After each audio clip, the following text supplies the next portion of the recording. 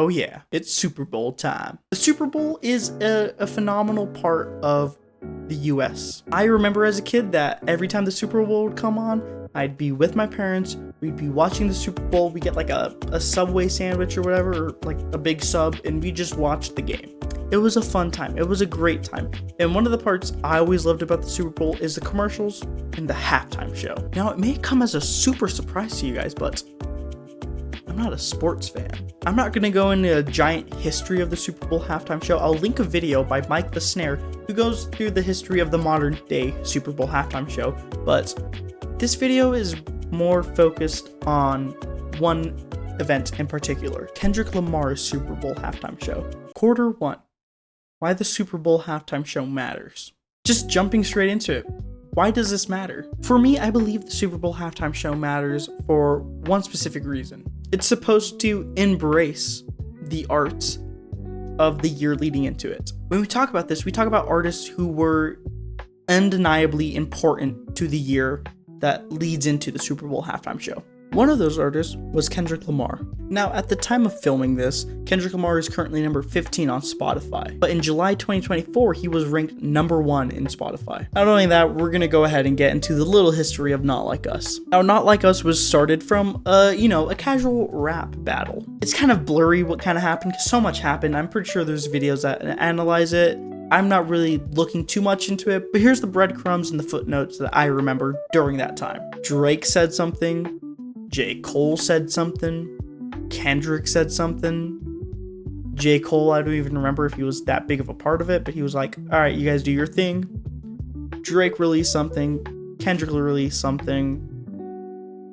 I think Drake and Kendrick released one more thing, and then Kendrick released Not Like Us, and basically it was over.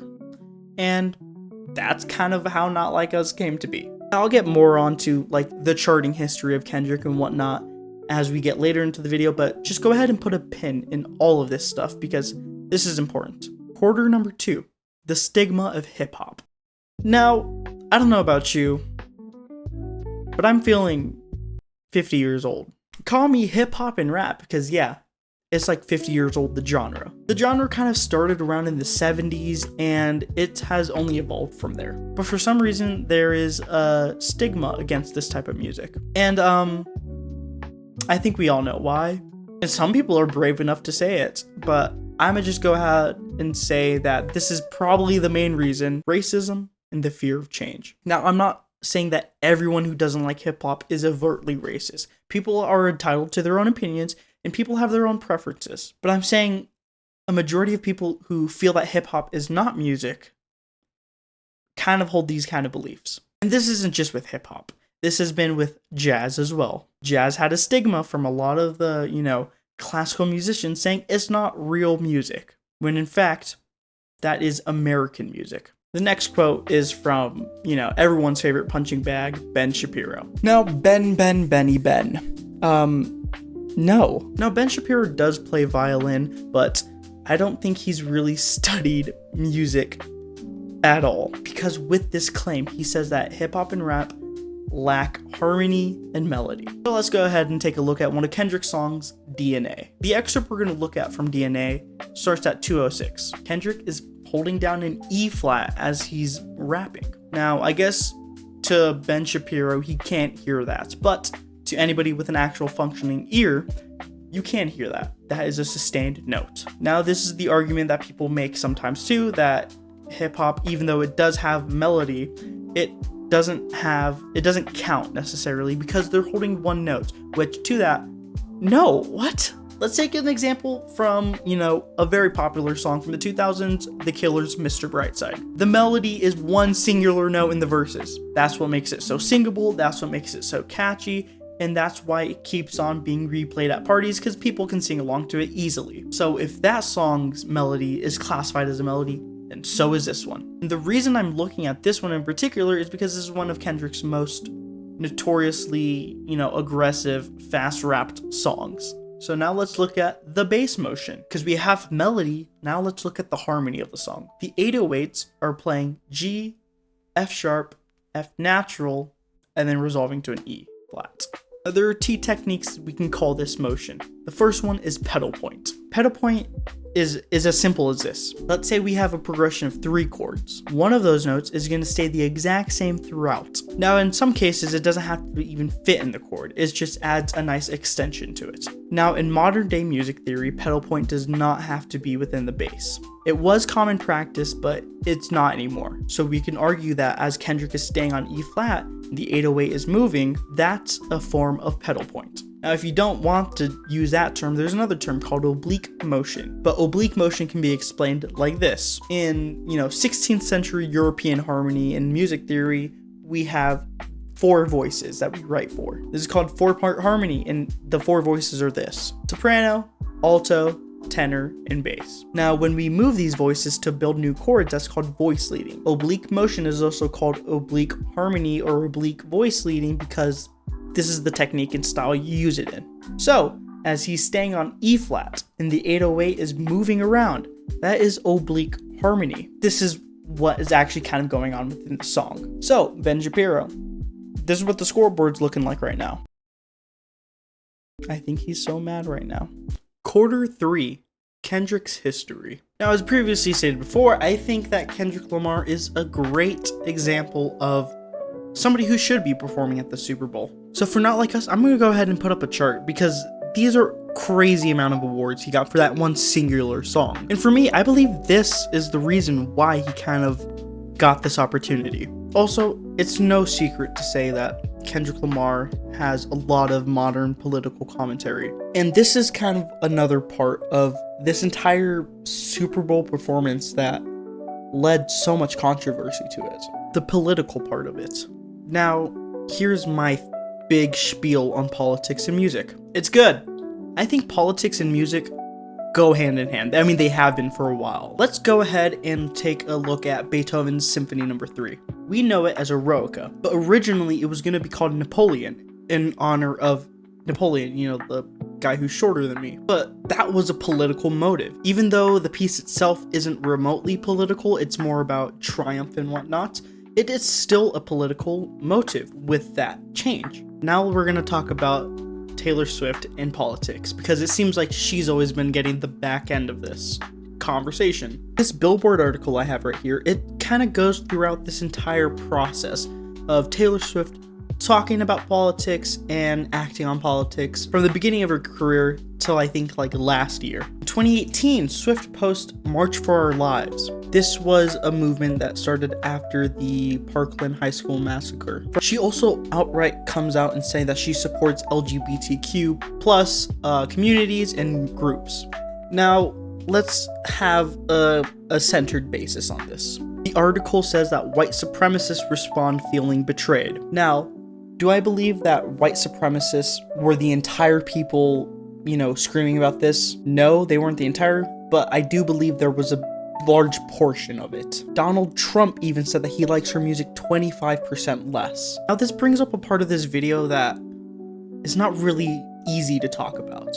And I don't necessarily have a duty to keep everyone happy, but it's really hard to balance that line of saying what I think is right and also not trying to alienate others. Which is ironic because this is kind of the entire point of the video. But I do believe that when Trump won re-election in 2024, it sent a media frenzy. And we're still seeing that especially today. So when Taylor Swift, a musician, makes comments about politics, I see that goes hand in hand. Mind you, music has always been political. If you don't think so, then why does our country have a song? Why do our branches of military have different themes?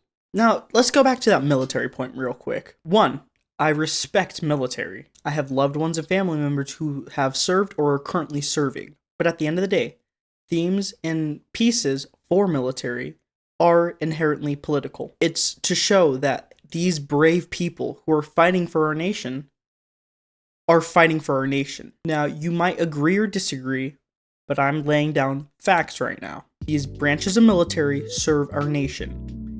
Each nation has its own socio-political status. The US is portrayed as a social capitalist society. Those are political terms. If you guys don't know this about me, not only am I really into music, I'm also very heavily into political science. When I have my knowledge of political science and music history, It's very easy to see that these things are the same. Music is a representation of society in a given moment. That could either be praising society, and that could also be disappraising society. Kendrick Lamar is very political with his statements. Throughout To Pimp a Butterfly, he kept saying these lines. He uses 40 acres and a mule throughout the entire To Pimp a Butterfly record, and this shows up in his halftime show. This represents a broken promise in American history. So 40 acres and a mule basically means this. After the Civil War, enslaved people who are now free were promised 40 acres of land and a mule to help thrive in independence. However, that is one example of promises that were never fulfilled by the US. The history in this time is very, very shady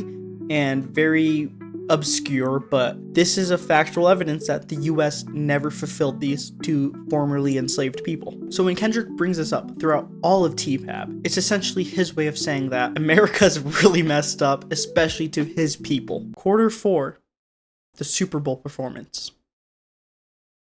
Samuel L. Jackson. Yes, that guy is playing Uncle Sam. Uncle Sam is the draft man. When you're 18 and you're a male in the United States, you have to sign up for this thing called the draft. But Uncle Sam is also the representation, not only the tax man, but the American government. He refers to the Super Bowl as the Great American Game. Now we can look at this as two ways. We can look at it as like the actual game of the Super Bowl, or we can look at it as the way as Kendrick is presenting it. The Great American Game is the American dream. The game that every person who comes to live in the US and every person who is born in the US has to play. And sadly, a majority of people fail the game. Following this, Kendrick says this. The revolution about to be televised. You picked the right time, but the wrong guy. And once again, we're getting into politics because this is what this video is all about. This entire performance represents the American dream. And when Kendrick says that we picked the right time to start a revolution, we picked the wrong guy to start it. This is no doubt referring to Donald Trump's re-election as president. Now, this statement then ties into his first song of the evening, Squabble Up. Now, Squabble Up,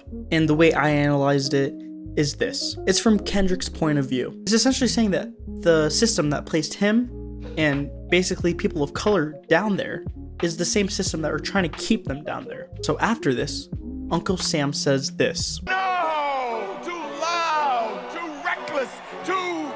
Ghetto. So to follow this up, Kendrick plays 2 singles from Damn. Okay, so let's step back from the Super Bowl now, and let's go back into the 2010s. Kendrick had his record, Good Kid Mad City, come out in 2012. Kendrick released Good Kid Mad City in 2012. That record put him on the map. People started paying attention. When TPAB came out in 2015, that was a whole nother story. And I'm still kind of sad that Taylor Swift won for 1989. Which is a good record, don't get me wrong, but, you know, it's freaking TPAB. But when TPAB was released, the culture was shifting. Rock music by 2017 was out. Hip-hop was in. And I'm not a rock music hater. If you know me at all, I love my good rock and roll kind of jazz. And so Damn came out in 2017. Good Kid, Mad City, and TPAB were phenomenal records, and they got constant airplay. But mind you, I grew up in Boise, Idaho. The school I went to at this time was largely Hispanic, but the bus I rode on was majority white. And these kids would play, you know, pop music and rock music in the back of the bus with their speakers, because that's what all cool kids do. One of these days, they played something different. Something that caught everyone off guard, really. They played the entirety of Kendrick Lamar's Damn from top to bottom. And that's one of the moments where kind of, I think everybody knew that Kendrick Lamar was not only a cultural phenomenon, but he was a mass cultural phenomenon. So when he plays these songs in the Super Bowl, people were ecstatic. I mean, you can hear it in the crowd. But what Uncle Sam sees is a cultural cheat code. And from this era of kind of Kendrick's career portrayed in the Super Bowl, we can see this as 2 things.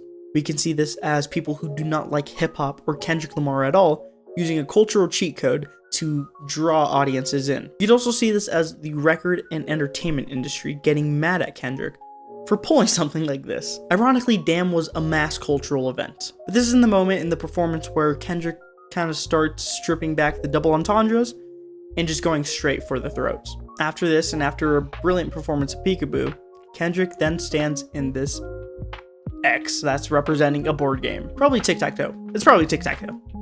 It's tic-tac-toe. Now with the teases of the main beat of Not Like Us, and the girls behind him, you know, Kendrick saying like, "You about to do this, bub?" He then takes it slow. And then he plays two of his greatest songs, Luther and All the Stars.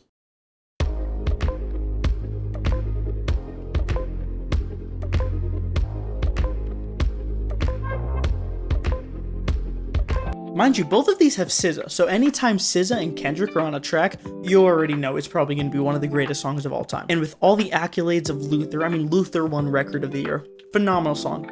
I want to focus more so on All the Stars and the representation of this all. Now, All the Stars not only represents a pivotal moment in Kendrick's history, but also movie history as well. It was the lead single off the Black Panther soundtrack. Now, Black Panther was a phenomenal film that starred the first ever major picture black superhero. And with Chadwick Boseman, SZA, and Kendrick Lamar basically being the faces of this song, it was really an anthem of the era. Don't even get me started on how phenomenal of a pop song it is. And to just prove that point, I mean, I'm gonna just put up all the accolades right here. You can see them clearly right here, what this song meant to people and critics alike. Now, the meaning of the song is basically about navigating love and finding your own self-worth, which I think reigns so true and vividly throughout this entire Super Bowl performance. Finding your self-worth is kind of what not only the film Black Panther was, but kind of what this halftime show is about. Fighting the American dream is more so about fighting the world against yourself and portraying yourself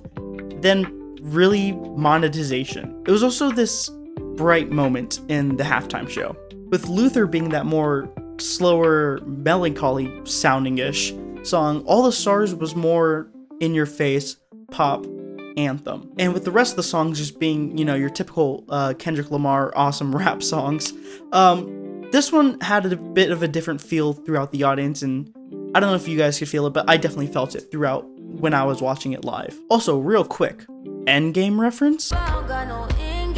And I know I'm not gonna get pardoned from this when I face Judgment Day, but Weezer reference? I always thought that line sounded like SZA was saying Weezer or something like that. But from there, Kendrick Lamar decides to take his victory lap. 2024 was the year of Kendrick Lamar. I mean, he was charting on #1 on not only Spotify, but Billboard Hot 100. He also had a whole bunch of accolades. I mean, he took home 5 Grammys in the 2025 Grammys in a Canadian tux. You gotta remember, that's a Canadian tux. Only George Harrison could pull that off. But with his victory lap, he plays Not Like Us. Now, an argument that I see a lot that Kendrick shouldn't have done this song is because it's not fitting for the moment. Boom. Right there, these are all the awards that the song has won. I mean, all of this just kind of shows that Kendrick Lamar was the greatest choice for this. Not only did he speak for the youth, which is the largest population in the US, but he also spoke for change. Another thing I see is that he shouldn't have called Drake a pedophile on TV. I'ma just go ahead and do genius lyrics on this bad boy and just show them the line.